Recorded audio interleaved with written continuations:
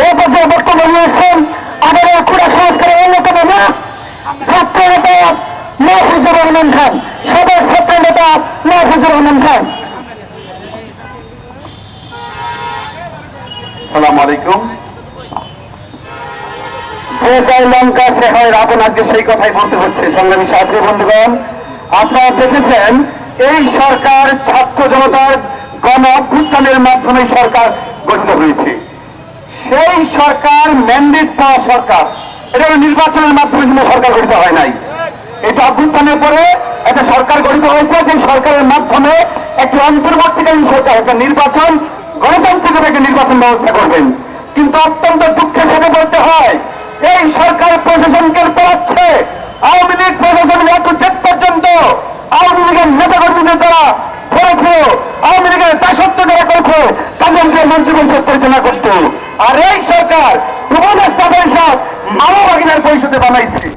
আপনাদের প্রশ্ন করে কিভাবে চিন্তা করেন, একটি স্বাধীন দেশে বাংলাদেশে অনেক যোগ্য লোক রয়েছে, সিনিয়র সচিব রয়েছে, এত যোগ্য লোক থাকা সত্ত্বেও মাহফুজ আলম ছিলেন বিশেষ সহকারী প্রধান উপদেষ্টা, ওনাকে আবার উপদেষ্টা বানাইছে। তোমার যোগ্য লোক নাই, বুঝতে পারছেন? আমার বাংলাদেশে আর যোগ্য লোক নাই।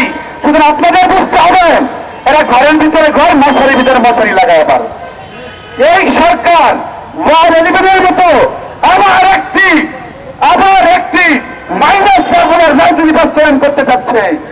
সংগ্রামী সাথী বন্ধুগণ, আমরা বলতে চাই আপনারা সরকারে রয়েছেন, ছাত্র জনতার গণঅভ্যুত্থানে কি আন্দোলনে ছিলেন না?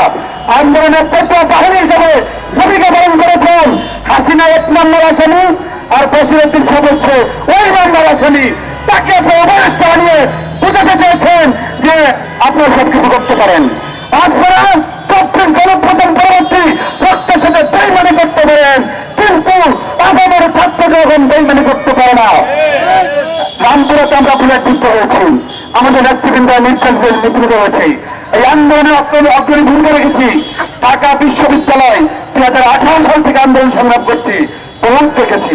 আমরা স্পষ্টভাবে বলতে চাই আপনারা অত্যন্ত দুর্বল অবস্থানে রয়েছেন।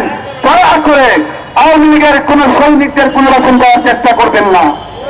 চেষ্টা করুন আমরা ঐক্যবদ্ধ হয়ে আন্দোলনে, আওয়ামী লীগকে দায়িত্ব তো বেশি দিন লাগে নাই, ছাত্র জনতা আন্দোলনে আমরা অতি সত্তর আন্দোলনের প্রত্যাহার করে এই সরকারের পতন ঘটিয়ে নির্বাচনের মাধ্যমে গণতান্ত্রিক সরকার বাস্তবায়ন করবো।